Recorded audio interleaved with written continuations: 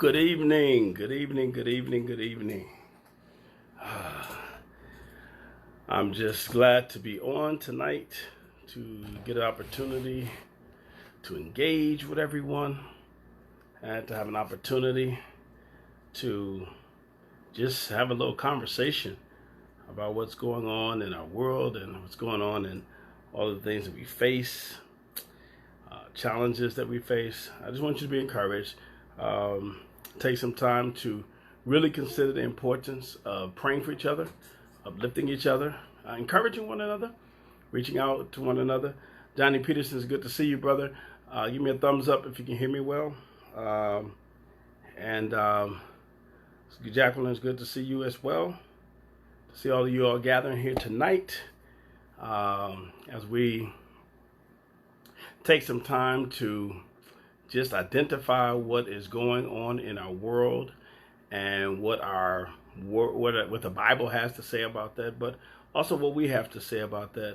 Reverend Frazier, Minister Owens, Gene Effinger, good to see you guys.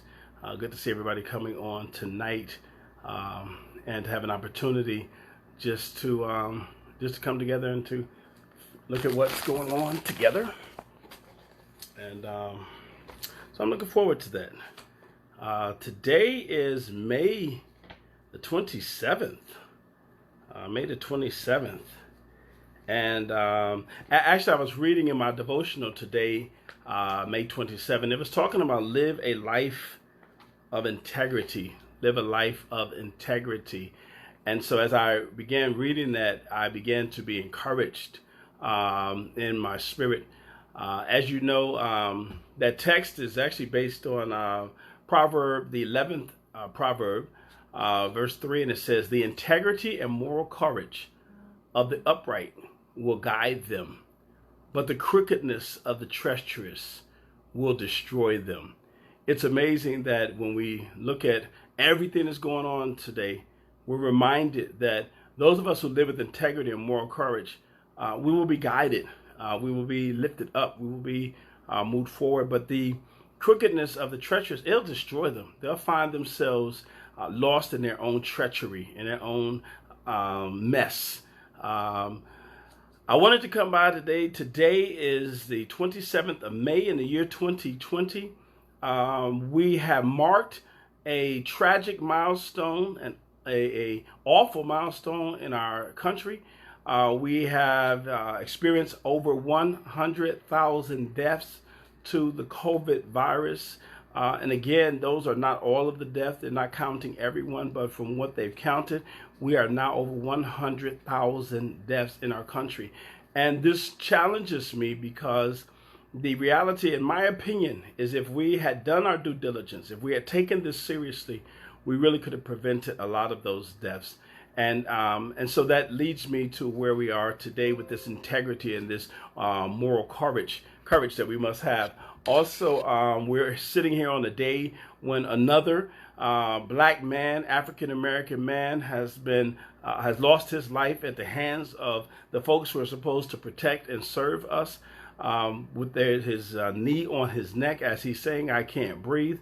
And so we are looking with all of that stuff going around us, the Aubrey case and so much going around. Man, it is enough. It is enough to make you weep. And I want to encourage you today. Let's just collectively take a deep breath. Because I know I need a deep breath today because it's so much going on, so many challenges that we face, so many situations that keep challenging the very fabric of who we are as people and who we are in this nation. When you look at the over 100,000 deaths of COVID in this country, you're talking about something that has highly impacted and disproportionately impacted people of color. And we see pictures of folks gathering together, no mask, no concern, no worries. You're going to all come together. We're going to just be over with this. We're going to just put this behind us.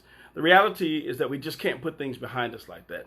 And the reason why I'm making this, having this conversation is because I want us to not only be encouraged, but I want us to be vigilant. I want us to understand that within our community, we have got to teach the truth. We have got to teach our brothers and our sisters and our family members and our cousins. We've got to teach the truth so that our folks will take seriously what is coming their way. The Cleveland Baptist Association issued this week on Monday, they issued an advisory, a health advisory, that talked about the importance of churches being very clear about how they open, being safe about how they open, being careful about how they open so that we can protect the souls, the bodies of the souls that God has placed under our care. And so what's happening is that we're living in a time where people are trying to really just tell us to do. It goes really to the root of what we've been dealing with in Christianity throughout its entirety. We've been dealing with this throughout its entirety. And they've always said, you can do what you want to do what you want to do it the way you want to do it, and everything is all good.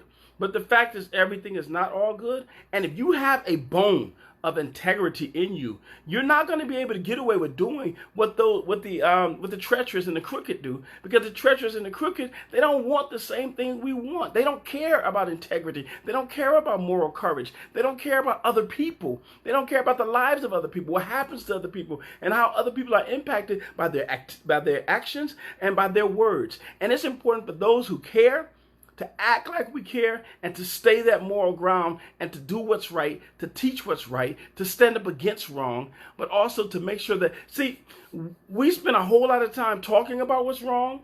We spend a whole lot of time having positions about what's wrong, but we don't do the hard work of making sure we teach within our own community what is right, how to behave, how to engage, how to have the moral and courage and the integrity that we need to actually be who we want to be. And so a lot of times we focus on what other folks are doing or what's on the outside, but we don't teach what's on the inside. So for example, let me give you an example of what I'm trying to talk about. As Christians, as believers, as people who embrace a living God, right? There is a concept of God that's bigger than us, right? There's a concept of God that's bigger than us. We believe that there's some moral authority to God, that there is some integrity that's expected, some love that is expected. There's some honesty and some truth that's expected, right? That's what you say when you believe in God. Whether you're a Muslim, whether you're Christian, whether you're Jewish, we believe that God, that there is a God, and that our understanding of a God creates this level of integrity and moral courage that's important for us to do what we're supposed to do. And so when we, the people of faith, don't stand up and teach people who we love and who we care about doing the things that are necessary to not only to guide their spiritual life, but to protect their physical life, right? Sickness is not necessarily a plague. Sickness is not necessarily something that the enemy is placing upon you. Sickness, we all catch a cold from time to time. Again, the better we take care of our bodies and take care of ourselves and get the rest that we need and all of those things, the better off our physical bodies become. Right? And so as we do things to our physical selves, it causes our physical bodies to be stronger and our physical bodies to be able to maintain against all of the stuff that's coming against us. We build our immune system. We don't just hope that our immune system. So what I'm trying to say is that we as people of faith have a responsibility to people, and especially people we love and care about. And people of faith, we have a responsibility to teach truth and to teach discipline and to teach how we ought to carry ourselves in light of what we're dealing with. So if we don't teach black, brown, and natives, if we don't teach African Americans and Hispanics and Native Americans, if we don't teach us to love ourselves and to protect ourselves, both mind and body, if we don't teach ourselves to love and respect ourselves in our mind, body, and our spirit, nobody else is going to teach that. And so what happens is that we're living in a situation right now today where we're really being challenged to the very core of who we are and who we claim to be. Whether we are going to stand up for what is right and for what is true and what is honest and what is moral and what is integrity, if we're going to stand up and say, we have to take care of the lives that are in our care. We can't fling our doors open to our houses of worship or fling our doors open and let everybody run in knowing that we don't have an understanding of who is infected and who is not. And this becomes a moral part of who we are. And so when I talk about this, I can be political. Everybody who knows me, I try to stay away from being political. I can be political. right? But this is about really understanding the foundation of who we are and what we need to do for ourselves to ensure that we have the best possible ability to survive what is coming up against us. And if we let everybody else keep telling us that all is well, go out, be happy, enjoy yourselves, then we're going to find ourselves in a bad way. And so I just want to encourage you today, as you consider who you are, as you consider who you engage with, we have to speak truth to our folks. We have to keep, and don't just get tired. Don't get weary of doing what is right. Don't just say, oh, they don't listen.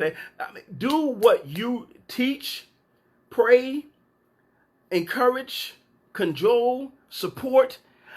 Make sure that people have what they need. I was out on Sunday after church. I was driving down the street, and there were like 15 young people. They were just playing, and none of them had. One of them had on a mask. And so I stopped the car, and I'm like, "Do you all have masks?" And they said, "No." And so you gonna give us one? And so I stopped the car and went in the back, and at least 12 of them, and it may have been more. I wasn't really counting. Took the mask. And they began to, and they put the mask on. These are young teenage, mostly males, and so my point is, while we're sitting up here saying, look at them, they don't care, we don't know whether people have access to what they need. We don't know if people understand how to even use it. So if you have the ability, let's make sure we not only talk about what needs to be done, but be about the business of doing it. We have to walk the walk. If we walk the walk, the Proverbs says the integrity and the moral courage of the upright will guide them, but the crookedness of the treacherous will destroy them. We cannot play this fence any longer. We cannot walk on the line any longer. We have to choose a side, and we have to do the work. And being a Christian, being a person of faith, being a believer, it's not about just looking up. It's about looking around you, taking care of the people who are in the spaces around you, and making sure that we're sharing what is true and what is right and what is honest and what helps individuals become better human beings. And so I just really want to, I just want to plead with us to be serious about that. This is a time for seriousness. The reason why we are in the midst of the pandemic that we are in right now is because there was no seriousness months ago when it should have been seriousness. People were not taking this seriously. People were not behaving with seriousness. And as a result, we didn't do the work necessary to prevent what we're dealing with now. But we, in our own community, we can't sit back and wait for someone on a hill or somewhere else to work on our behalf. We've got to work on behalf of the people who we love and who we care about and who we cherish. And we've got to do that in prayer. We got to do that in the actual work that we do. We got to do that in making sure that we do the work of taking care of people in the way we need to take care of them. And so sometimes it's going to mean sacrifice. It's going to mean financial sacrifice. But most importantly, it means being obedient. Obedient to what we learn in our text. Obedient to what we learned from our ancestors. Obedient to what we have been taught growing up. Man, think about this. I was talking to someone today. Think about this. All the stuff that we're learning now, in terms of social distancing and washing your hands and taking care of yourself, changing mics, changing the foams on the mics, keeping all of that stuff that we're learning. Man, grandma taught us that. Great grandma impressed that upon us. This is not something new and incredible. The reality is that our families our ancestors have been teaching us this for many, many years. We're talking about climate change. That's nothing new. That's something that the ancients have been talking about since way back when. Whether you're talking about Native Americans or whether you're talking about Africans or whether you're talking about folks down in the Latin American countries, this is stuff that they've been talking about, teaching to the people for centuries and millennial. And so the reality is that we are spending so much of our time right now. We're spending so much of our time right now trying to relearn lessons that have been a part of who we have grown up to be. And so I just want to encourage you to remember that the integrity and the moral courage of the upright, it will guide them. But the crookedness of the treacherous will destroy them. So let's do the work that we need to do. Let's take care of our community. it's still 2020. So yeah, we're dealing with a pandemic. We've been dealing with this pandemic for the longest, but we still have to make sure everybody in our community checks black and make sure that they get those census numbers in and that we have our census counted, because that's going to hit us for another 10 years. When we have, hopefully by the grace of God, when we've gotten past the pandemic, we're still going to be talking about how to build our community. And so when we don't do the work that we need to do, when we don't do the work that's important for us, then we don't get what we need. And so we have to make sure we're being counted and getting the numbers for our community. Every time you run over a pothole, just remember that our census numbers count. We had an election this year. It's 2020. We still have an election coming up this year. And at the end of the day, I don't want to get into your politics, but I don't think I need to tell you what you need to do to make. But here's what I'm going to say. I don't care who you vote for. I care that you vote. Well, that's really not true. I actually do care who you vote for, but that's an aside. The fact of the matter is that it's your responsibility, my responsibility to pull that lever so that we can be involved in the process and we can begin to impact and to affect change. And we have for too long, we have taken ourselves out of the process. We have withdrawn from the process, and then we expect the process to help us. If you withdraw from the process, you cannot expect the process to work for you. It's not working for you when you're in it, but at least when you're in it, you can fight it, you can challenge it, you can change it. But if you withdraw, if we just opt out, when we opt out, it gets much worse. Or as they say in New York, it gets mad worse. So today, as I prepare to close and as I prepare to move us into a word of prayer, I just want you to remember to keep that text in your mind, that the integrity and moral courage of the upright, it will guide us. And that if you stay focused on that, it will guide you, and that the crookedness of the treacherous will destroy them. And whether or not we are committed or to one thing or another, we have to be committed to doing what is right for those with whom we live and we move. God is doing God's work. God has not stopped doing God's work. This is not about what God is not doing. It's not about our ability to pray and our ability to worship and our ability to be spiritual. All those things are extremely important. But this is the great thing about, and I try to teach Lee Road this all the time. We, people of faith, we have been given more than just the challenge to worship and to pray. We have given the challenge to do. We are expected to walk the walk. We are expected not to just talk, not to just pretend, not to just pontificate, not to just act like everything is all right. But we are taught to do the work necessary to take care of the least of these and to take care of each other. I love you. I love you. I love you. I appreciate the time that we have been able to spend together tonight. And I appreciate everything that everyone is doing. And I'm just asking each and every one of us to step up and to take seriously this time. This is a time for seriousness. We don't have to, not have fun. We don't have to not smile. We don't have to not engage. But we do have to take this seriously. And when I say this whole time, I'm talking about the pandemic. I'm talking about the health of our family and our friends. I'm talking about eating right. I'm talking about living right. I'm talking about voting. I'm talking about doing a census. I'm talking about make sure our children get a decent education and that we guide them and give them good examples. So yes, I'm talking about it all. It's a whole process that we have the opportunity to affect. But I promise you, when we do that work, and you all have seen it, we have seen it over and over again. When we do the work that we need to do, we change things. And I'm going to say this to you, the last thing. We understand African-American males, when they vote, they change the outcomes every single time. So I just want to encourage you to encourage everybody you know to vote, to do the census, yes, to pray, to reach out to the young, help to educate them and to encourage them and to strengthen them and to empower them and to let them know how much we love them and we care about them. If we let them know that their lives matter, then we can put them in a better place when they're dealing with the challenges of the world. Because sometimes we don't spend the time teaching our own children that their lives matter, but then we expect somebody on the outside to show that their lives matter. I know that their lives matter, and I believe that they are capable of achieving goals that we have not yet even thought about if we give them the opportunity. So I'm just asking each and every one of you to continue to be your best and to be concerned and consistent about taking care of the business that is our business to take care. And at the end of the day, we will all get to the point where we'll look back and we'll say, this very moment, this was the turning point for us to do something different for ourselves and not depend on somebody else to do it for us.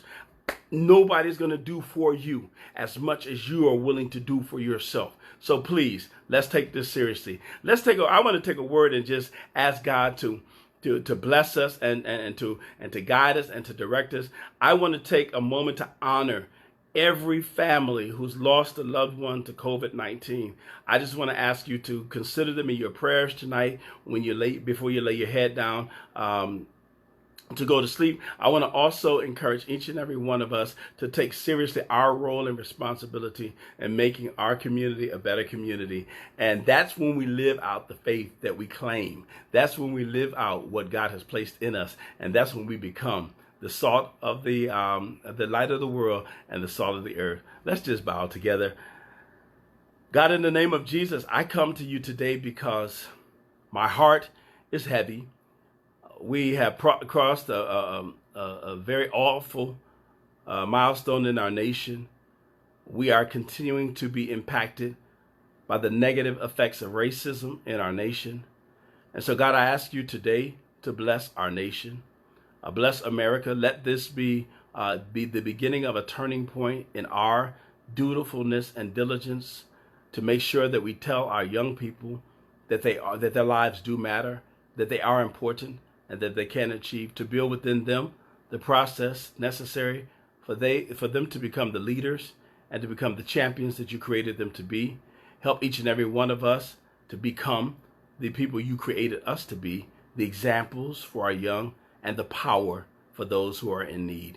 And God, I pray for every family who's lost a loved one or who has been impacted by the negative effects of this coronavirus. We ask you in the name of Jesus to honor the commitment that we have to lift up those individuals, to encourage those individuals, and to mend broken hearts, and to restore those who have suffered loss, who are in grief and mourning.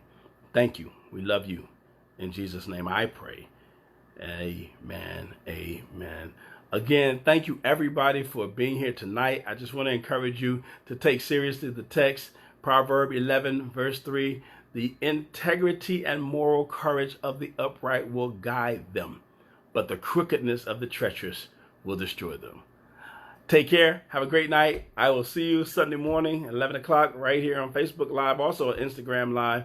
And we will have this posted on our YouTube channel, Leroy Baptist Church. Have a great evening, everybody. God bless you. Love you. Take care of yourself. Stay safe and protect each other from the wiles of the devil. Amen.